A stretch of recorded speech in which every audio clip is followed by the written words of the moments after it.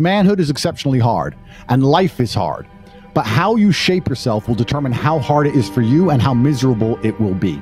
As a man, there is no easy life. Your life is not about being easy. Your life is not about being happy. Your life is always going to be difficult. All of the pain you feel, all of the sadness you feel, you're supposed to feel as a man, and you have two effective binary choices. You either go through the suffering and go through the trauma and go through the hardship it takes to be a man of value, or you suffer eternity as a nobody. And being invisible, I would argue, is almost worse. You can have a very stress-free life if you work in Starbucks. You don't care about the Starbucks once you clock off. You go home, you play video games, and you exist until you die. That's stress-free, but you have to suffer being a nobody. Alternatively, you can go out there into the world, try and implement your mark on the world, work hard, try to get rich, more money, more problems. You can try and start a business, the stress of that. You can lose your girlfriend because all you're doing is working. This is a new level of stress, a new level of trauma, but at least you'll be a somebody at the end of it. There's two ways to suffer. You either suffer becoming a somebody, or you suffer as a perpetual and forever nobody. What did Napoleon say? He said, glory is fleeting, but obscurity is forever. Absolutely. Glory is fleeting, but obscurity is forever. And when he says fleeting, that's a really good point, because everything in life is rented, especially your glory as a man. When you have a good body, it is not a good body as complete. It's not finished. You haven't completed the task. You have rented that good physical condition. You must train every day to retain it. Everything is rented. Your body, you don't just get a good body and you're done. You still have to go to the gym every day to maintain that good body. You don't just get a hot girl and it's done. You still have to work hard for her to always love you and respect you. You don't just start a business and now you're rich. No, you have to start a business and work on that business every day. If you take your eye off the business, it will fail. Everything in life is rented. So when he says glory is fleeting, he's also absolutely not correct, because glory is fleeting and you have to constantly and endlessly work for it and make sure that you never stop. Otherwise, it will be taken from you. But obscurity is forever. If you never make a mark on the world, then you effectively never existed. And when you're gone, nobody will care. The reason our Father is discussed at length is because of who me and Tristan are, and the reason we will be discussed forever is because who our sons will become. And that's very important, because you have a duty to your ancestors and you have a duty to God. So you must make a choice. And this is genuine choice to you people at home. Do you want to live in obscurity forever and be invisible and not matter and have an easier life? I would argue that it's not easier, because in your heart and in your soul, you're going to feel guilty knowing you could have been something you're not. Or do you want to try your absolute best and struggle and suffer every day of your life, paying the rent for all of the amazing things around you?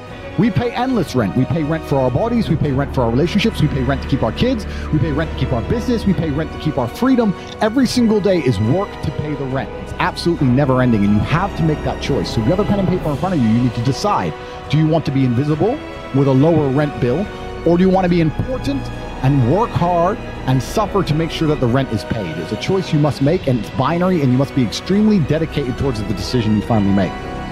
Absolutely everything as a man is your responsibility.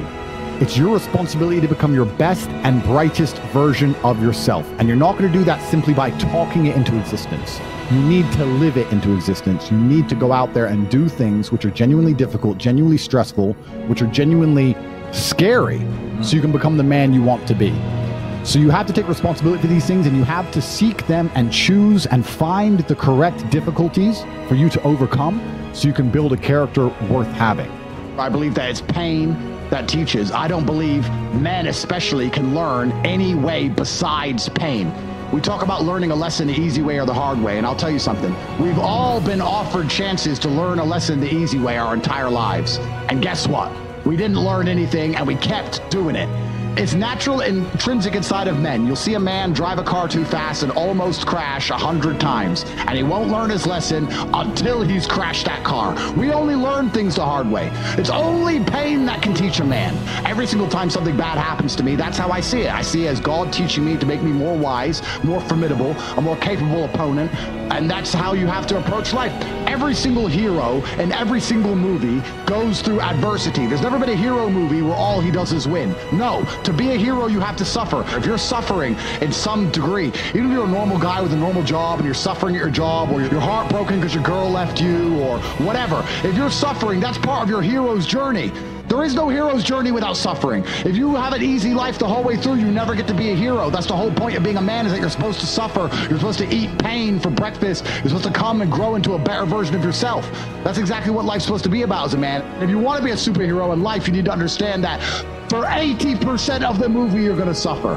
For 80% of the movie, you're going to lose. Watch any superhero movie. For 80% of the movie, it is nothing but pain and frustration and difficulty. And when your life is that way, you have a chance to grow into something fantastic, and you should thank God for every difficult thing he puts in your path. Think about a superhero movie. A man is unfairly imprisoned in a Romanian jail cell and trained so hard he emerges stronger than ever before. That is a movie. You get to live a movie as a man if all you had was some balls. We are living movie scripts. Why? Because we have bravery. Most men sit there and wonder why they're depressed because you don't get to live a movie. You're not the main character of anything. You're not even a secondary character in anyone else's movie. You're an unimportant nobody because you were afraid your entire life. You've lived like a coward your whole life. You were afraid of what might happen if you have some balls. And then you wonder why you're depressed. I'd be depressed if I was you. Of course, your life sucks. I'd rather go to jail as me than live free as you. Because when you're free, you can't even do anything. You can't go where you want, you're broke. You can't have sex, girls don't want you. You can't speak because no one listens. So what are you free to do? You're more in jail than I ever was. My mind is free. I'm allowed to think what I want to think and say what I want to say. They have thoughts and they go, don't know if I should say that.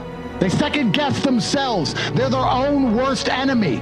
Every single part of me is on my team. I have enemies who want me dead, fine. But every single part of me, my mind, my hands, my legs, every single part of me is on my team. My body doesn't second guess itself. My mind doesn't turn on itself. We don't break and self-sabotage. There's no civil wars inside of Andrew Tate. A lot of men no longer have shame. You have no shame left.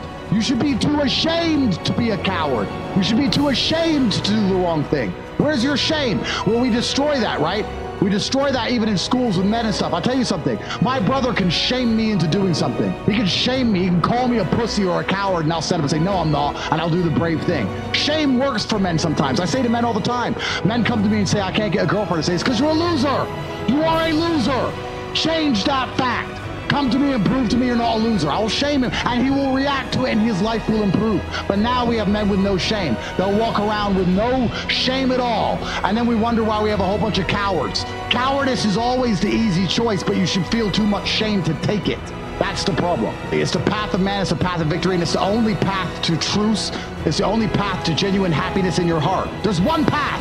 There's one. There is one path to happiness, and that is masculine strength, and that is eating pain for breakfast and becoming a better person. The flavor of life is pain. You try to change the flavor, you're going to end up disappointed, you're going to end up weak, you're going to end up miserable. Accept the flavor and learn to love it. That's the only path to genuine competence and happiness within yourself as a man.